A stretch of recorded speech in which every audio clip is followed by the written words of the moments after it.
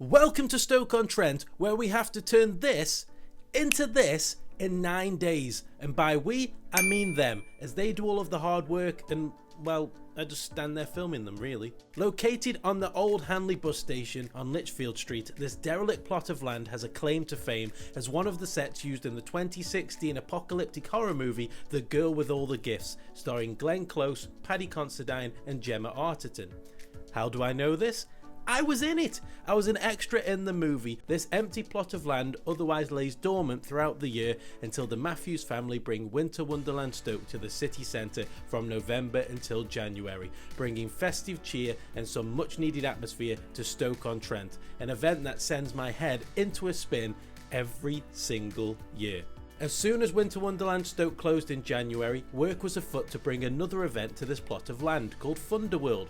An attraction featuring bigger rides, but for the first time we was granted permission to set up in Stoke, but with 9 days after the land was secured to turn this apocalyptic wasteland into a thriving funfair will be no easy task.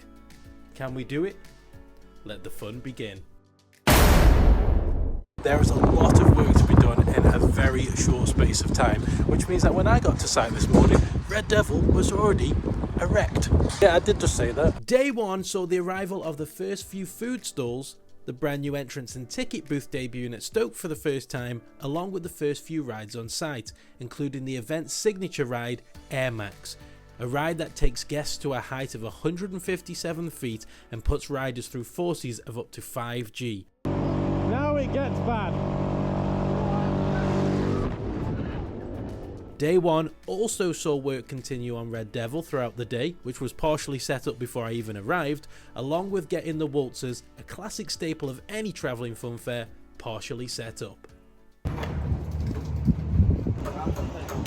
Day two on site and the waltzers are almost completed, and they've just moved the Crazy Mouse coaster right to the back there. Isn't the biggest car park area in the world, so it's kind of a juggle around to get everything fitted into place. Today saw the Bavarian Funhouse arrive for its first ever time in Stoke. The waltzers were nearly fully complete and the Miami ride Freefall was assembled in less than 2 hours. If only all of the other rides were this quick to build up. I also got far too excited seeing the Air Max lorry moving, but my excitement was cut short when I realised that they were only using the crane on the lorry to lift the Red Devil pay box off the truck and into place. Day 3 was all about the big cheese, the Crazy Mouse roller coaster, which was assembled on site and was the main focus of the day. A crane was introduced to complete the track's highest points, and this ride is a fond favourite here in Stoke-on-Trent.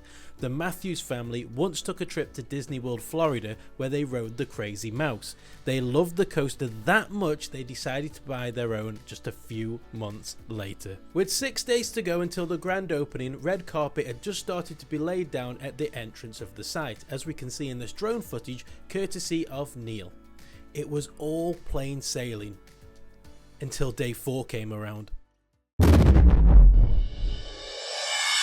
Day 4 here at Funderworld in Stoke-on-Trent, and there is 5 days left of construction. The heat is on, the race is on to get this thing open in time for February the 13th. Today is a very special day indeed because it's the build-up of Air Max. Yes, the country, if not the world's most intense funfair ride experience.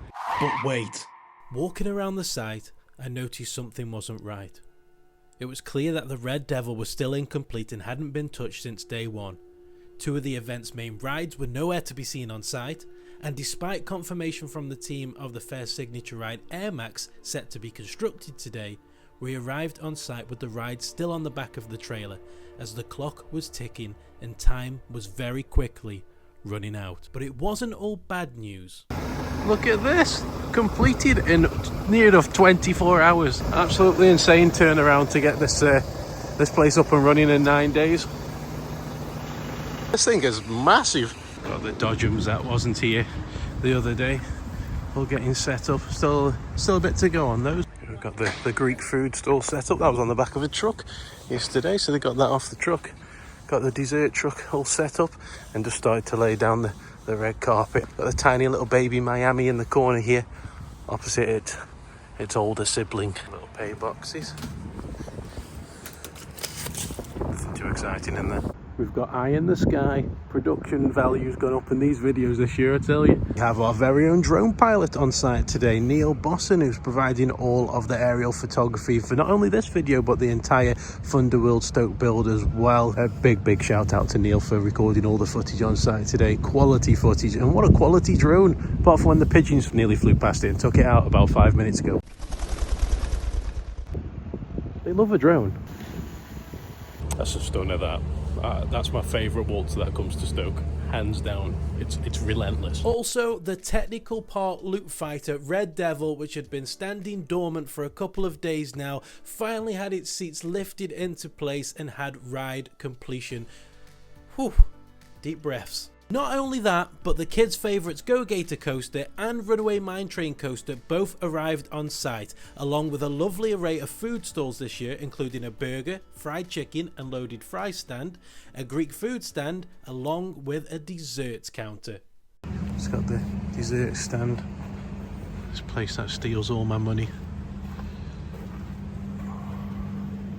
But as the day came to a close, Air Max was still sitting on the back of its trailer with no movement in sight 5 days before its grand opening.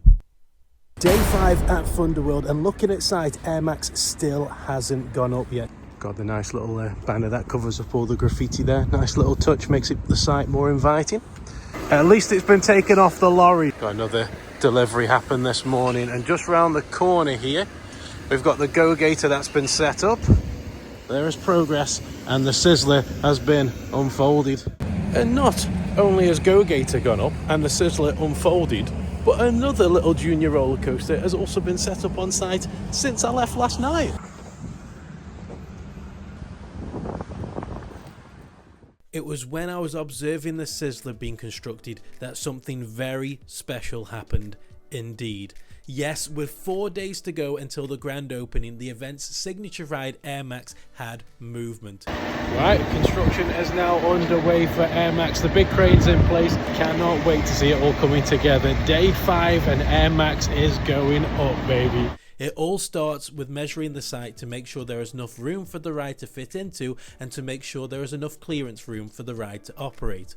The truck is then moved into place, and with Air Max being such a large machine, the main arm of the ride and the seats come on 2 separate trailers entirely, so a crane is used to offload all of the extra pieces. Whilst this was happening, the last 2 rides to arrive on site pulled up onto the yard, as the race was back on to get everything ready for the grand opening. You see that little black speck? 120 metres in the air. We've got some coverage for you. You look like ants from up here. One eternity later. When you get to a certain age, you do have slow erections. So Air Max went vertical. The haunted house, which is brand new at Funderworld Stoke this year, was certainly getting into its spooky attire, and there was completion on the Sizzler. But once again, another spanner managed to get into the works. As day 6 reached its final conclusion, the crazy cage ride still had not been constructed. A few kids rides had still not been constructed, and as is the process for all rides once they are set up on site, they have to undergo a physical and vigorous testing phase until all the rides are signed off for operation. The carpet was still to be laid down on site. More finishing touches were still to be completed. Could they really build a funfair in 9 days? Yes, they did. The Matthews family overcame the very short turnaround and got the fair open in time. It really takes a village, and the team have worked in all weathers for long hours to get this event open to the public. And they don't just do this at Stoke, but at every location in which they set up. It's a testament to their hard work, incredible skill and amazing rides. The work that goes into creating these events goes severely underappreciated, and I hope that this video has given you a better understanding of the scale of this operation.